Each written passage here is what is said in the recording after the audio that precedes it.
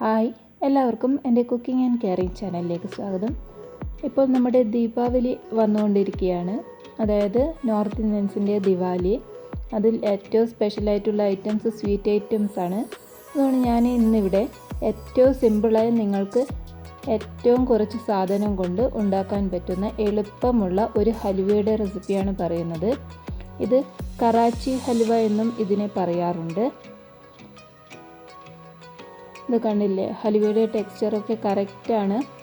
നിങ്ങളെന്തായാലും ഇതൊന്ന് ഉണ്ടാക്കി നോക്കണം. കാരണം ഇത് പെട്ടെന്ന് നമുക്ക് റെഡിയാക്കാവുന്നതുമായ ഒരു റെസിപ്പിയാണ്.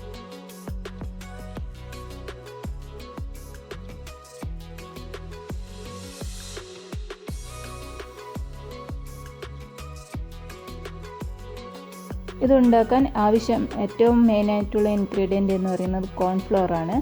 കോൺഫ്ലോർ ഞാൻ ഈ ഒരു ബോളിൻ്റെ വലിപ്പത്തിലാണ് എടുത്തിരിക്കുന്നത്. അതാണ് ഞാൻ അളവിനായി, ബാക്കിയെല്ലാം അളക്കുന്നതിന് വേണ്ടി ആ ഒരു ബോളിനനുസരിച്ചിട്ടാണ് എടുത്തിരിക്കുന്നത്. ഇനി ഈ കോൺഫ്ലോറിലേക്ക് നമുക്ക് സാധാരണ വെള്ളം ഒഴിച്ചു കൊടുത്ത് ഇതിൽ കട്ടയൊന്നും ഇല്ലാത്ത വിധത്തിൽ നന്നായി ഇതൊന്ന് മിക്സ് ചെയ്തെടുക്കണം.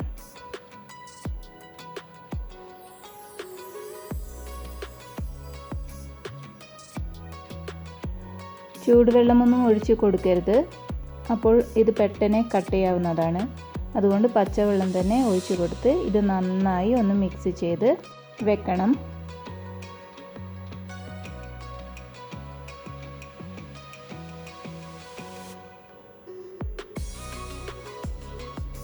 ഇതിപ്പോൾ നന്നായി മിക്സ് ആയിട്ടുണ്ട്. നമുക്കിത് മാറ്റി വയ്ക്കാം. ഇനി നമുക്ക് ഒരു നോൺ സ്റ്റിക്ക് പാനിലേക്ക് ആദ്യം തന്നെ ഞാൻ നേരത്തെ എടുത്ത ആ ഒരു ബോളിലേക്ക് അതേ സെയിം അളവിൽ തന്നെ പഞ്ചസാരയും എടുത്തിരിക്കുകയാണ്. ഇനി അതിലേക്ക് ആ ഒരു ബോളിൻ്റെ ആ ഒരു അളവിൽ തന്നെ വെള്ളവും ഒഴിച്ചു കൊടുത്ത് ഇനി ഈ പഞ്ചസാരയൊക്കെ നന്നായി അലിഞ്ഞ് ഈ വെള്ളം ഒന്ന് നന്നായി തിളക്കുന്നത് വരെ വെയിറ്റ് ചെയ്യണം. ഇതൊന്ന് നന്നായി തിളക്കണം, കുറുകി വരേണ്ട ആവശ്യമില്ല. സ്റ്റിങ് കൺസിസ്റ്റൻസിയും ഇതിൽ നമുക്ക് നോക്കേണ്ട, ഒന്ന് തിളച്ചാൽ മതി. ഇതിപ്പോൾ പഞ്ചസാരയൊക്കെ ഏകദേശം നന്നായി അലിഞ്ഞിട്ടുണ്ട്. ഇനി ഈ സമയത്ത് ഞാൻ ഫ്ലേവറിന് ആവശ്യമുള്ള ഏലക്ക പൊടി ചേർക്കുകയാണ്. നിങ്ങൾക്കിത് അവസാനവും വേണമെങ്കിൽ ചേർക്കാം, ഞാനിപ്പോഴേ ചേർക്കുകയാണ്.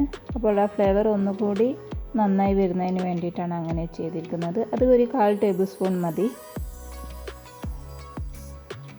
ഇനി ഇതിപ്പോൾ എല്ലാം ഒന്ന് നന്നായി തിളച്ചിട്ടുണ്ട്.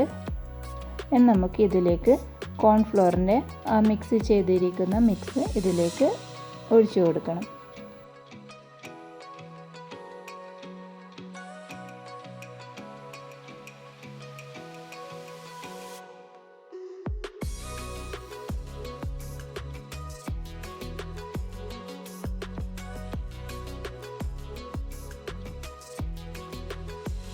ഇനി ഇതൊന്ന് കട്ട വരാത്ത വിധത്തിൽ നമുക്കിത് ഇളക്കിക്കൊണ്ടേയിരിക്കണം.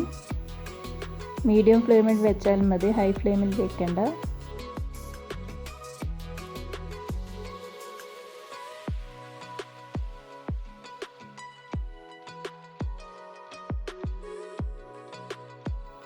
ഈ സമയം കളറിന് വേണ്ട ബീട്രൂട്ടിൻ്റെ പൗഡർ ഞാൻ ഇതിലേക്ക് ചേർത്ത് കൊടുക്കുകയാണ്.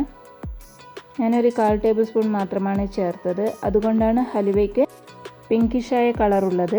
ഇനി നിങ്ങളുടെ കയ്യിൽ വേറെ എന്തെങ്കിലും കളർ, അതായത് റെഡ്, യെല്ലോ, അത് കളറിങ് ഏജൻറ്റ് തന്നെ ഉണ്ടെങ്കിൽ അത് ചേർത്ത് കൊടുക്കാം. ഞാൻ വേറെ കളേഴ്സ് ഉപയോഗിക്കാത്തതാണ്. അത് എങ്ങനെയായാലും ആരോഗ്യത്തിന് നല്ലതല്ല. അതുകൊണ്ടാണ് ഞാൻ വേറെ കളറൊന്നും ഇതിലേക്ക് ചേർക്കാത്തത്. ഇനി ഇതിലേക്ക് ഞാൻ 1 ടേബിൾ സ്പൂൺ ഘീ ചേർത്ത് കൊടുക്കുകയാണ്. നമുക്കിത് ഏകദേശം ഇതൊന്ന് വെള്ളമൊക്കെ വറ്റി കട്ടിയായി വന്നിട്ടുണ്ട്. ഇനി ഇത് നന്നായി മിക്സ് ചെയ്തുകൊണ്ടേയിരിക്കണം. അപ്പോൾ കുറച്ച് സമയം കഴിയുമ്പോഴേക്കും നമ്മൾ ചേർത്ത് കൊടുത്തിരിക്കുന്ന നെയ്യ് ഇത് നന്നായി അബ്സോർബ് ചെയ്യും. ആ ഒരു സമയത്ത് 1 ടേബിൾ സ്പൂൺ കൂടി ചേർത്ത് കൊടുക്കണം. ഞാൻ 3 ടേബിൾ സ്പൂൺ നെയ്യ് ഓൾറെഡി ഇവിടെ എടുത്തു വെച്ചിട്ടുണ്ട്. അത് 3 സമയത്തായിട്ട് ചേർത്ത് കൊടുക്കുന്നതിന് വേണ്ടിയിട്ടാണ് അങ്ങനെ. ഇതിപ്പോൾ ആദ്യത്തെ നെയ്യൊക്കെ ഇത് അബ്സോർബ് ആയിട്ടുണ്ട്. ഇനി രണ്ടാമത്തെ ടേബിൾ സ്പൂൺ ഒന്ന് ചേർത്ത് കൊടുക്കുകയാണ് ഇതിലേക്ക്.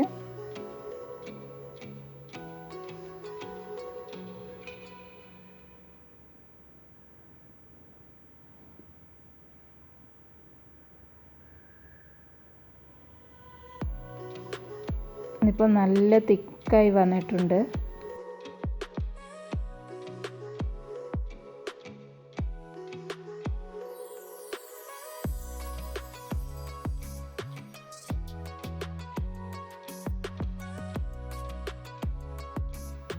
ഇതിലേക്ക് വീണ്ടും ഞാൻ നെയ്യ് ചേർത്ത് കൊടുക്കുകയാണ്.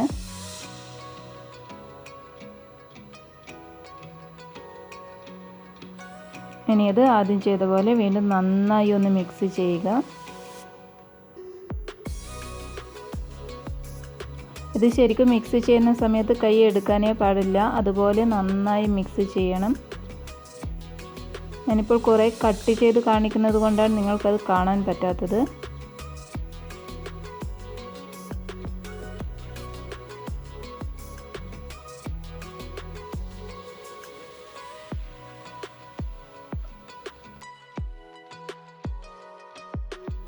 ഇതിപ്പോൾ ശരിക്കും നെയ്യൊക്കെ ഇത് പുറത്തേക്ക് വിടാൻ തുടങ്ങി. അതായത് നെയ്യ് അത് അബ്സോർബ് ചെയ്യാത്ത ഒരു ടൈം വന്നു.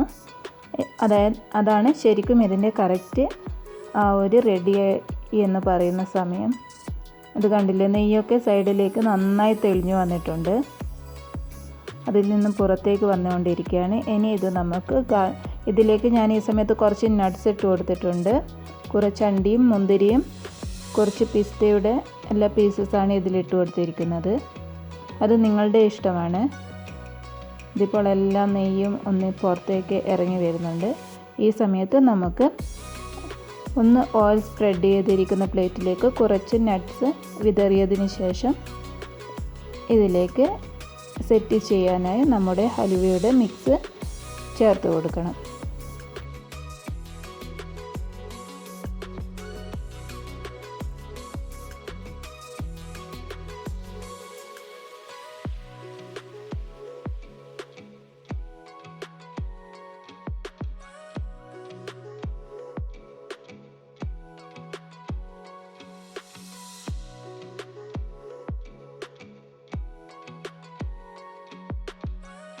ഇതൊന്ന് നമുക്ക് ഷേപ്പ് ചെയ്തെടുക്കാം.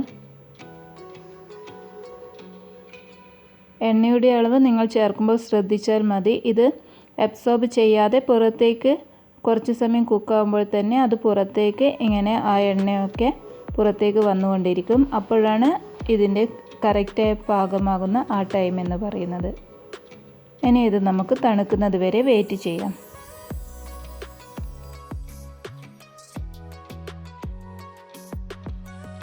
തണുത്തതിന് ശേഷം പ്ലേറ്റ് കമഴ്ത്തിയിട്ട് ഇത് നമുക്ക് മാറ്റിയെടുക്കാം. ഇപ്പോൾ നമ്മുടെ ഹലുവ റെഡി ആയിട്ടുണ്ട്. വളരെ പെട്ടെന്ന് നമുക്കിത് റെഡിയാക്കാവുന്നതുമാണ്. വളരെ കുറച്ച് ഐറ്റംസേ ഇതിനാവശ്യമുള്ളൂ. നിങ്ങളെല്ലാവരും എന്തായാലും ട്രൈ ചെയ്ത് നോക്കണം. ഇഷ്ടമാവും എല്ലാവർക്കും, കുട്ടികൾക്ക് പ്രത്യേകിച്ചും.